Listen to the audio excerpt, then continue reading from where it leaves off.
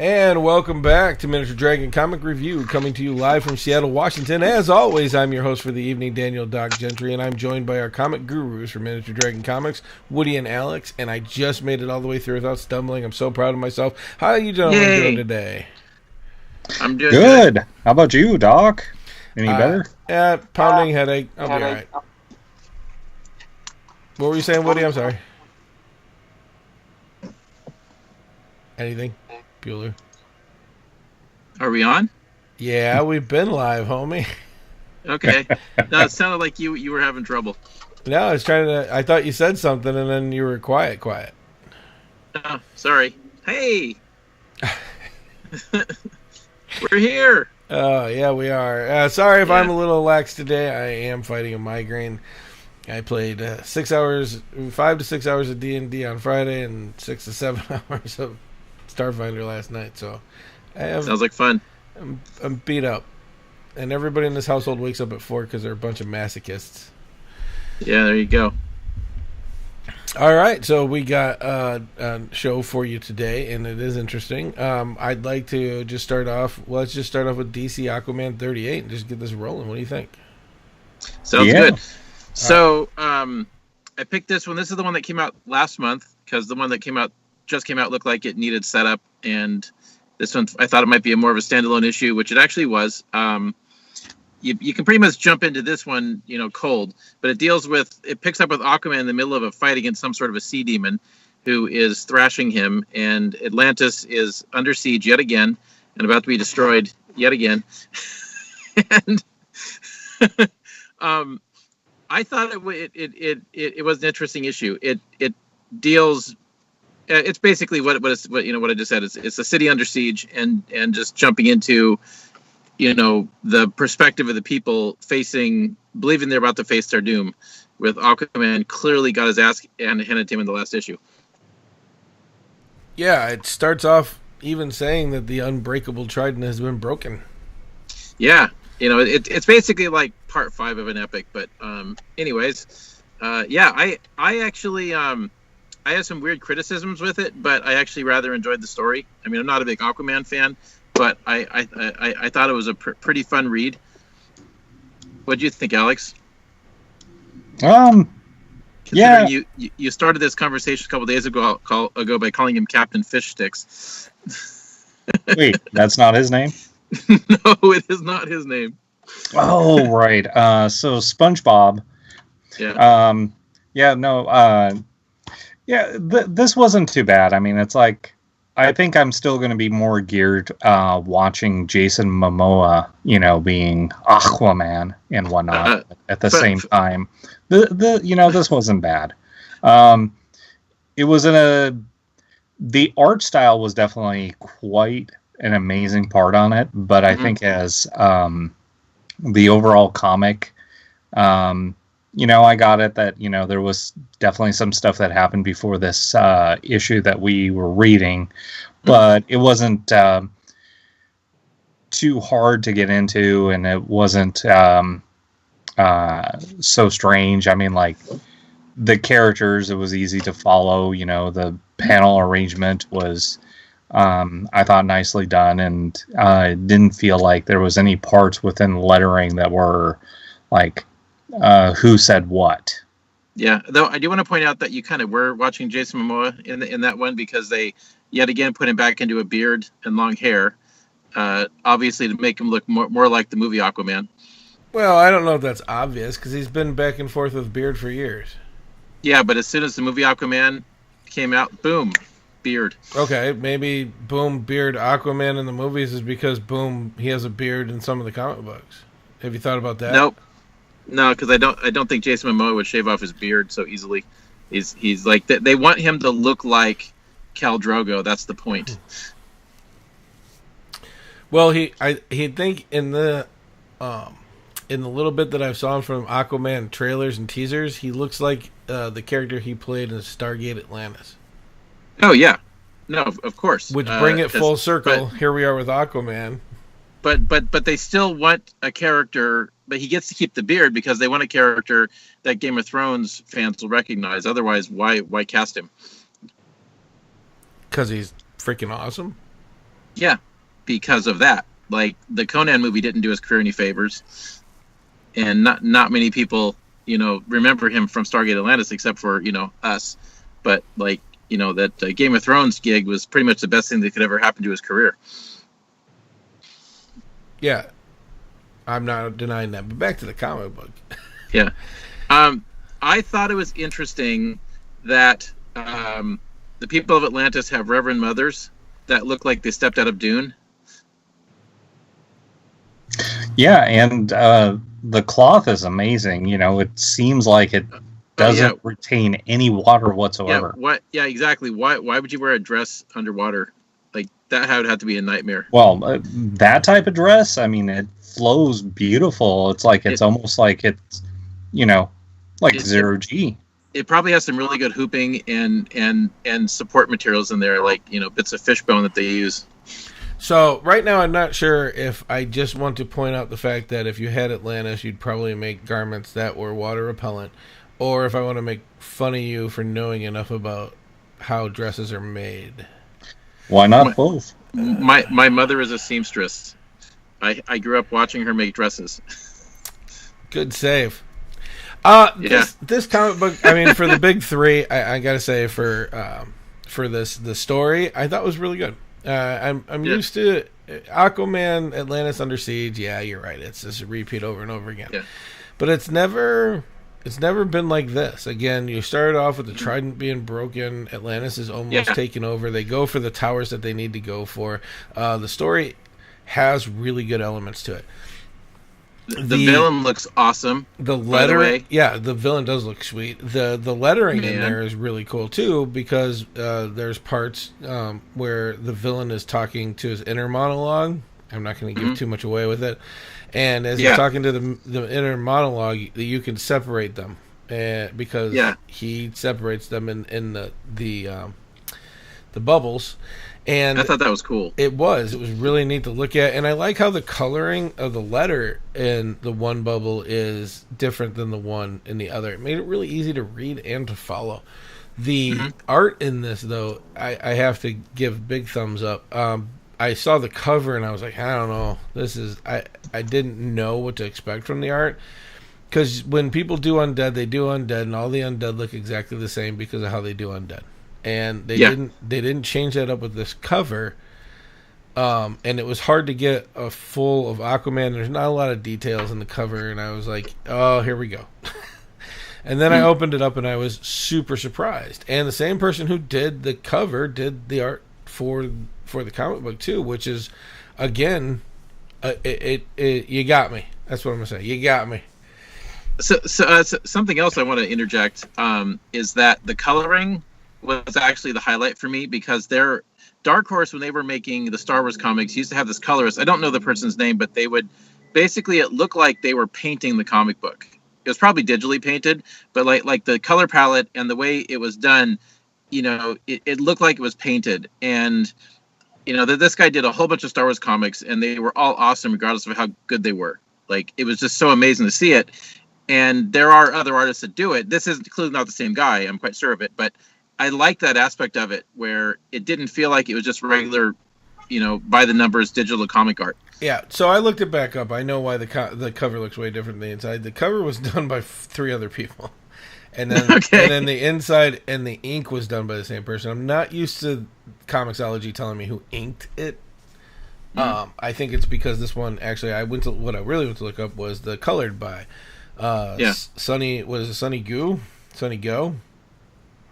GHO. I know I'm saying that right, so you can beat me up.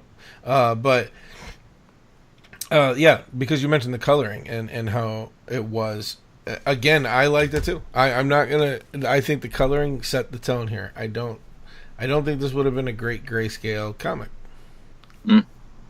We should check out the Dark Times comic book by Dark Horse at some point, because it's another example of that kind of coloring style, and it's just so dynamic and interesting. So one of the things that I want to say on story, so since we've been doing this, I've been kind of looking into a lot of DC, Marvel, and various other books. And story-wise, it's kind of interesting to see some of the plot lines that I've been kind of looking into actually follow through. So they've recently been doing a story arc within DC that deals with this Metals series. I am so sorry about that. That wasn't me. Repeat what you just said, Alex. So, Batman and the rest of the characters were dealing with Dark Knight's Metal. Dark. Yeah, the Dark. And it was really neat. There was one panel that, if I didn't know part of the rest of the story, what's going on about, like, the metals that they have in DC, it would have been just like one of those, oh, man, that's cool design, and not think anything of it. So, for me, since we've been doing this, it's been kind of neat to, like, see these little pieces that continue on with their, each story. Mm-hmm. Yeah. Yeah, that you know, again, I was kind of in the same boat, because I never read Dark Knight's Metal, but I've been following it enough to know what was going on. And, you know, to see that callback was also interesting. Though it also was kind of one of those deals where there was actually a lot of that going on. Like, they say, oh, you better go read Mera, Queen of Atlantis before reading this issue. You don't need to. And that's actually a good point.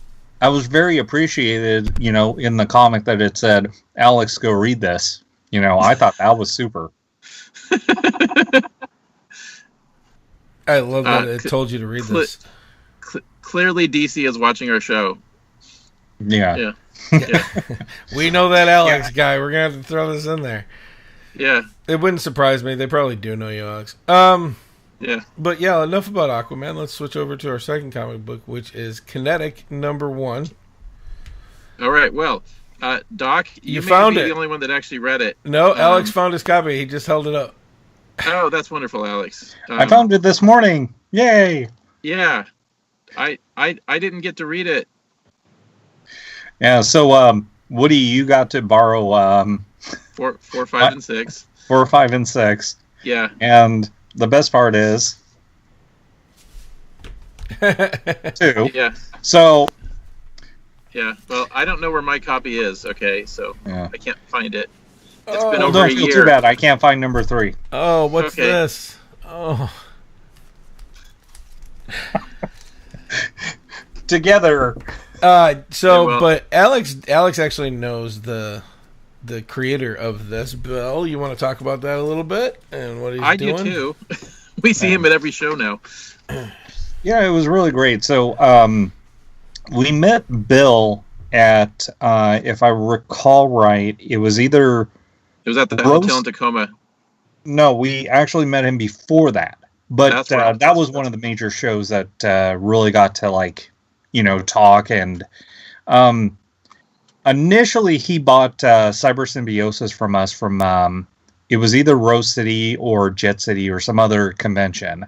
And during part of it, you know, chit-chatting and whatnot, at Tacoma, which is in Washington State, there was a convention that me and Woody went to, and Bill was there. And during part of it, it was like the fact of Bill already knew us. Like, you know, hey, I bought your stuff, and I remembered him, you know, buying our stuff and chit-chatting. And it was like, hey, you know, I'm not just a general fan. I also do comic books. Would you like to come and take a look? And I went, yeah, sure, yeah. And during part of it, we chit-chatted, and he introduced Kinetic to me and Woody. And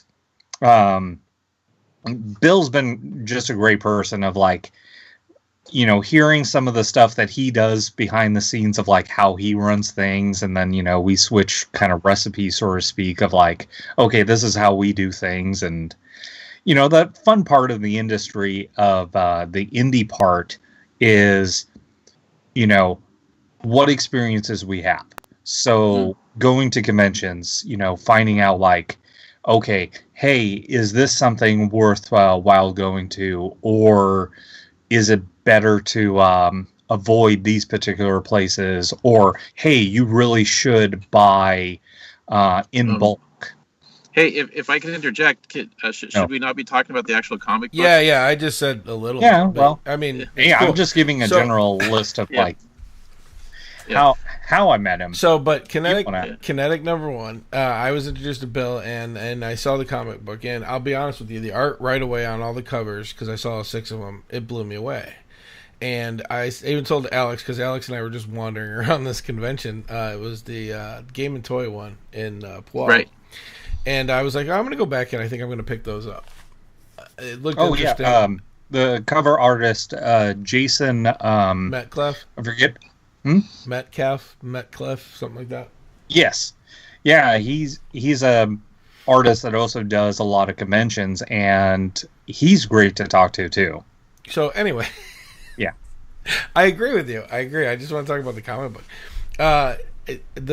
And originally I bought it to support an artist and because of the cover art, and that's what I do with a lot of this stuff now. As I go around and I'm looking, and if it catches my eye and it looks unique. But it still looks what you'd expect a professional made comic book to do. It interests me. It pulls me in. And Kinetic cover, as you could tell, it actually wasn't this cover that pulled me in. It was a cover in a later issue. And I was like, wow, I need to get these. So I went, and graciously enough, I have them, all mine are autographed from him, and he sold them to me, and it wasn't anything extra. It was cool, and I got to talk to him for a little bit. And then I read the comic, and number one really has a great premise.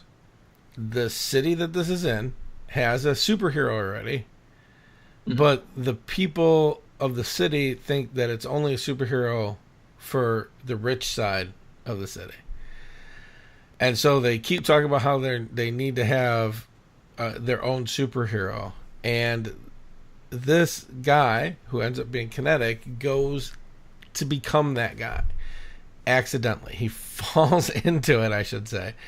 And it's just a really weird premise. It's, and I don't like, hey, here's a little bit backstory kind of stuff. You guys know, we talked about it a ton of times on here. Mm-hmm. But this wasn't like, hey, follow me for 3 pages of this backstory. It was like, here's a blurb. And I loved it because it gave you enough information to kind of understand, but it didn't give you enough information to feel like you got it all. And I think I enjoyed that part of it. Again, the story is really good. The lettering was good. I didn't see anything in those 2 or the 3 aspects that we look for, art, lettering, and story, that really set me off. As I go, there's some repetition in the story that I could, I personally don't like. Again, every comic book's not perfect, but there's not really bad comic books because everybody likes each one different. This one in particular, especially number 1 of this, it really did draw me in. And when you get to the end, you want to read too. And I think in a lot of writing styles, it's not always the case. And including the big ones that we do here, comic book will end and you'll be like, if I don't read the next one, I'm okay with it. Because I feel like I got whatever out of the story. It felt like the story could end here or go on. It could do either. This one ended and I was like, now I got to read 2. And I'm not the kind of guy who sits down and reads comic books. I usually don't have that kind of time, but I found myself like, I'd go and do something, I'm working on something, I'm like, crap, and I'd just go back and pick up the next comic book and read it. And it drew me in like that. I know you read it at one point. Did you remember anything about it? Well, I've never actually read issue number 1. So what happens is we go to a show, and we usually end up with a handful of comics from other creators, and some of them I read, some of them I don't, and a lot of them I really want to read, but because I'm so busy working and so busy actually producing our stuff, I'm finding less and less time to actually sit down and read books. Well, I know, like, one of your big things is, like, when you're on a elevator or in a restaurant and such, you can out the app of Comixology. Or some other thing. And the majority of my comic reading has to be digital now, just because my schedule works that way. Though I've been finding I have to be careful because on those high-speed elevators, it makes me very motion sick if I'm reading a comic book. But a lot of my time though has been spending working on this stuff, just because like I need to get a lot of this artwork done for the next show, and so I've been doing that a lot, which is fun because it gets a lot of positive attention. But it's one of those things where I just never got a chance to read the first issue. I did read 4, 5, and 6, And I think one big question, and when we do these, is because like with Aquaman, like we ran in, it jumped in the middle of a story arc. Could you pick it up and read it from there and have a good time? You could. With this series, you can't. Like, because reading it from the middle forward, I mean, like just looking at it from a critical professional eye of like, how do you make comic books? You know, I definitely identified a few points where it's like, it very is obvious this is his first comic book. And I'm sure the next one will be better. But the pacing, without the information from the first issue, the pacing is so off that you're like, what the hell am I reading on some of these things? So you're jumping ahead because I didn't know if we were going to do the rest of them. The first one's pacing is actually really well done. You don't feel like you're getting too much information too fast, but you do get information. And I know it is one of the things over the series that I was going to talk about, but you are right. But you've never read one, and that's interesting. Yeah. So you did 4, 5, and 6. I feel, and this is just a side note, if you're listening to this and you own these or whatever, you could start from 3 and go to 6. Mm-hmm. 1 and 2 are great. 1 is a great story, but it's not necessary for the whole thing. It just sets up the premise of this other superhero for the other side of town. Basically what happens in the story is he's fighting a bad guy, and he brings him to the poor side of town and then kicks him to the ground and starts destroying everything. Who is he? The robot guy? Yeah. The Iron Man character? The Iron Man character, but yeah. Yeah. So one thing about that character, though, is just from like the way that character was written, supposedly, like everybody thinks he's the Tony Stark character, but the way he's written, it sounds like he's an android, not a person. Well, I think I know. Yeah. But it's just one of those things. I just had to look it up real quick. It's the Ascender is the guy we're talking about, and it's just interesting to me because like parts of this comic is all these people gathered around these TVs watching and like, oh, it's the Ascender and blah blah. Like we talk about comic books, like we talk about superheroes is what they were doing, mm-hmm. And then the thing comes down. The I can't remember what it's fighting. This other machine thing. It almost kills somebody. Yeah, and like the Ascender doesn't even acknowledge that it happened. Yeah, I saw that a couple times where the Ascender has basically complete disregard for the lives of the villain, the petty criminals, and complete disregard for the civilian population, and yet the police treat him like he's a fully deputized officer of the law. Yeah, and I think that's the part of the story that grabbed me when I started reading 1, because that's how it really gets. And then it turns out that this kid has powers, but he never he didn't realize it was powers kind of thing, and there's like that part's a little hard to follow, I'll be honest with you. Yeah. The main criticism I have of the book, and I think this is something which Bill will get better at as he goes along, but like the issue with the storyline is that there's like pacing issues where you basically, the jump cuts between scenes are a little bit too abrupt, and there are points when it's clearly a flashback, but there's no indication that it's a flashback, because there are certain visual cues that are supposed to be there. Like a lot of comic books, the flashbacks have rounded corners, so that you have this unconscious, right, it's a flashback sequence. And there's also a part which was really, really awkward, which is where I think like you really need to send a notes back to your artist, where he had the guy was doing a bro hug with his daughter. No father fucking does that. And like there are just little things that I think that if I don't know if he had an editor, but like I think you definitely needed an editor looking over some of these pages before you approve the pencils for inking. And I mean, like overall the story's good, the premise is pretty solid, and now that you told me what the actual story is, like I think I would have been in. But there are just these little things, like also the ending sequence felt like, oh my god, we're out of pages, we need to rush to the ending now. Yes. And that the last 2 pages should have been an entire issue. Like, it's a Gotham by Gaslight. It really is. That whole last 3 or 4 pages is just a ton of information really fast. Yeah, and it's one of those things where like when you write a comic book, you basically have your ending. You know your last issue, you know your first issue, and in between you have to pace it so you get there in a reasonable amount of time, and actually give the know what the actual critical action moment is, and you know what to invest time in, so the reader's invested in the story. And I think what happened is he basically was writing, and then it's like, oh shit, I'm invested in all the stuff I did, but I've just ran out of pages, and it's just, yeah, it's like. So not just this, because you're bringing this up in the way my brain thinks. If I don't ask this, I'm going to forget. If you're writing a comic book and you know the beginning and you know the end, and you get to a point like that, would you add another comic book? Would you add? Well, no, because I wouldn't get to that point, because the what you have to do is like in my experience, the best way to write a comic book is if you know you're going to do, say, a 6-issue miniseries, right? You the first step is to write out the basic outline of the plot. Then what you do is you take your plot points and you divide them up by issue, and you go, okay, these plot points have to occur in these issues, right? So you know that this is what the ending needs to be. It's got to occur in 22 pages, right? And you block it out that way from the beginning. But a person that's never written a comic book before is likely to just keep going until he's done. But like if you block out, this is the plot point for each issue, then you know what your pacing is, and you can pace it properly. But my understanding is this doesn't end with 6. That's not what he told me, but maybe. But I'm just saying, if you're making a series where you get to like Aquaman 38, you haven't just doing 6 books. And you get to the end of a book and stuff came up while writing, which I know as a storyteller, that happens to me in games and writing.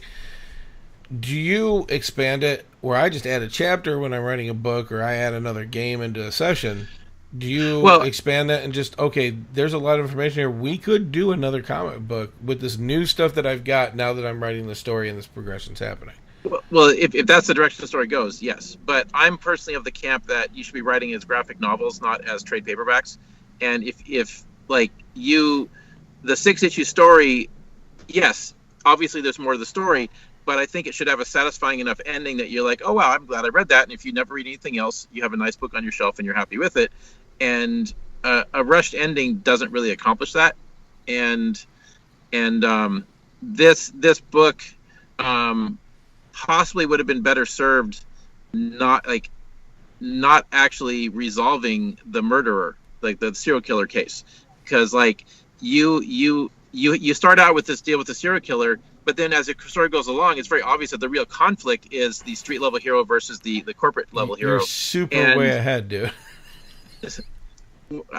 I'm sorry, I can only comment on what I've read, but like you could have a situation where suddenly the story pulls a U-turn on the reader, and they get morphed into this deeper, more interesting story, and you could resolve the Top Hat murderer story in the second graphic novel with, like the corporate power armor guy just murdering him, and suddenly like, okay, well, where do we draw the line? And that, like, it's like you can have a massive social commentary arc, and that would have been amazing if they'd done that. And they still sort of could, but like I don't know what Bill's plans are, but when I talked to him about it at the show, he basically implied that he was done with this and he's ready for his next project. Okay. I got the feeling that it was going to go further. And also, I mean, when we talk about this, I just want to tell the audience, I know it's not you, Woody. It's I'm just thinking about how this sounds a little bit. We're not tearing this apart. We all understand that hindsight's 20/20. We're talking about a comic book the way that it's written, and I've met Bill and I've read this, and Bill's wonderful. And for this being the first set of comics that he's ever created, he's ahead of some of the other stuff I've read when people first put it out. God damn, yes. That is so true. Like, I wish I could go back and rewrite the Anunnaki series from the beginning, like that I did with Harrison, because, I mean, I've said this to Harrison, but like, I'm just... I think I could do a better job now, with that book. But now that that's on the table, I just wanted to say we also review comic books for what they are, and we use it as a whole. We're not tearing it apart. We here understand, and even I don't even write comic books, but I understand that hindsight's 20/20. Yeah, and once you put it out, you're done, and there's really no pull it back, especially considering Bill is a high subscriber kind of guy. Yeah, and I'm a little nervous too because like it's kind of one of those things where like I know how it is. Like you got this comic book, you're super proud of it, and then you're like, yeah, see, look what I did, it's great. And then 2 years down the road, you're looking and you go, oh, and I've been in that position more than once, and I'm sure Bill will come back one day and go, wow, like I wish I could do it, whatever. I mean, we're all in that position, The only part that I'm nervous about is I have to look. But that goes. But that goes with anything that's with creativity. I mean, if you are truly growing as a person or as a creative individual, or just as a human in general, there is a level of looking back at your stuff and going like, wow, my level of discipline, my level of growth, my level of capability has grown so much. Mm-hmm. Be a storyteller, like a game master, be a writer, be an artist, be any type of creative person, that's a good show that like your skills have improved to the point where the previous things that you have done are not at the current level. But in like graphic design, like one of the statements is you just got to get stuff out there. That's true. No, and he did. You can recorrect all the stuff from the past as much as possible, but you're not going forward with new materials. And even though this is entertainment, it's still a business. And we are over time. Yeah, so I just wanted to bring it back real quick. We are over time. And I just wanted to end that statement because it's a really good one to dwell on. Somebody once told me if you're trying to fix what you've done in the past, you're not creating the future. It's true. And it works in any aspect of life. All right, but coming right back to where we were before and right back to the beginning, these last two comic books, Woody, final thoughts? Well, based on what you just said about the first issue, I wish I'd been able to read the first issue of Kinetic now. It's just, physical books. I got a stack of books I really want to read, and I've been to his place, and he's not lying. Yeah, and I just wish I had more. What was this? I'm not a hoarder, but like, so it's. I will say this. This book is definitely a lot more enjoyable than a lot of stuff I see coming out of Marvel and DC. And it comes from a point of genuine inspiration and passion and creativity. And it is a story that will have a definitive ending, whether it's at this point at issue 6 or down the line. But it's like it will be a complete story, and it will have and it has a story with consequences. And in that regard, dude, my hat's off to you because he's actually he's doing better than a corporate outfit can do, And Aquaman, fun read. I think this would be a good jumping on point for the series. Like you know enough, like just in the context clues of the story, everything you need to know, and it leads you into the next story arc, which looks like it's going to be weird, but hey, it I thought it was a well executed comic book. Weird is good, Alex. Yeah. All right. There's a lot of points very similar to Woody on Kinetic, and the only thing that I can really say is, for anyone that's listening to this, truly get the chance, go online, find Bill, and find Kinetics, and definitely check it out for yourself. I think that's probably the best thing that I can really say is he's a good old boy. He's a local, and definitely give him some love and support. You guys have the book. We should read his website. Oh, you know what? God, wow! Look at you. While you're looking that up, I'll hit some final thoughts because I still got to hear about Aquaman from you. But so I'll just start off with Aquaman. Aquaman, I think was really good. It's better than some of the Aquamans I've seen in the past, and anything that's not the cartoon in my book is a plus for Aquaman. Because I think, and you were talking about justice. Yeah. Oh my God, it was terrible. Because it gives this thing of Aquaman that everybody gets really mad about, like, oh, Aquaman sucks. No, he doesn't. No, he doesn't. He's a great superhero that was written, and you don't see him at his full potential if all you know about Aquaman is what you saw with the Justice Friends or whatever when I was a kid. This comic book is really good, though. I like the beard, whether it's from or Jason or not. I appreciated it. I think it's a good look on him, and I really think that if you lived in an underwater city, you would have material that was water resistant. So, anyways. I thought it was really good. I'm not a big DC fan. I really am not, and I think this Aquaman in particular, was done really well. Kinetic, again, growing, good friend of the show. It is an indie comic, as true as that phrase is, and I think that it was really well done. And now that I know this is his first one, I'm actually super surprised, and I recommend you reading it once. Give it a chance. I would give it a go. It has some really good premises. The storyline is actually unique. It's better than it really is not stolen. It is an idea from him. And as what was told here, the storyline does have consequences.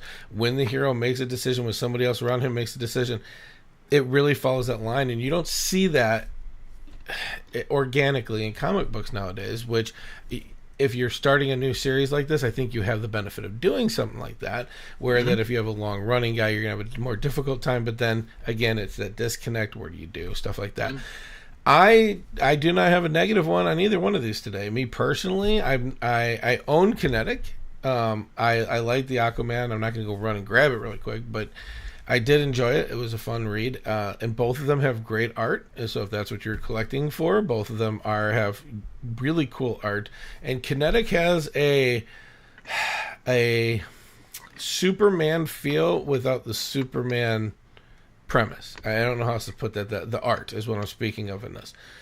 Everybody in the comic is unique. Not every female looks the same. Not every male looks the same. It's well thought out. And I've noticed that in Superman storylines. It's Superman and I think X-Men are the two that really nailed that. Not everybody's the same forever, not just recently. So I just wanted to. Hey, I also wanted to interject real quick. If you do want to read a good Aquaman that's cool, and not one that sucks and is super friendly, check out the first Justice League graphic novel from the New 52, because that whole point there was to revitalize Aquaman and prove that he's a badass, and that has possibly the coolest introduction for Aquaman that you can possibly ever get. I think Warp Zone may have done a video on it too, if you look on YouTube, if you're one of those people. But anyways, Alex, did you find the website? Yep. So it's www.ycomics.net. Okay. So that's the letter Y. Even if you don't go and buy it, if you're watching the show, hey, stop in and just give Bill a kudos, check him out, talk to him, good person, and send some love to some indie comic makers. As always, we're just going to keep you up to date. Are those websites still up, Woody? Can they still go to Countermay? Yeah. I mean, all those websites are up, but hopefully today we'll be able to replace them. I want to get together with Alex tonight and see if we can basically do a final check. But I mean, I plan to do the redirection either today or first thing in the morning to get. So, but yeah, I mean, the websites will be up until they're not. I have 1.5 pages done, man. I'm working, I swear. Okay. All right. Well, we're working on it. It's and I'll tell you what happened. Just to be honest with everybody, if you go to the website, you wonder why it takes so long to do the relaunch. Is Woody, in his infinite knowledge, said, "Hey, here's the Dropbox. Here's everything in it. Here's what needs to be on there." And the way my brain works, I opened up Woody's file and I said, "Who the hell organized this crap?" And so right now I'm trying to find everything I'm supposed to have up because there's a lot of crap in that Dropbox. Now, hold on. It's a folder that says share with Doc. Everything you need is in that folder. Did you update it? Because you gave me the straight password, and I went in there and I was like, I don't know what to do with this. There's a lot of stuff in here. No, it's. I mean, well, I gave you the icons so you could create the pages. Where you redirect stuff to. That's perfect then. I will never go back in that Dropbox, because if that's how your brain's organized, I don't know how you live in there, dude.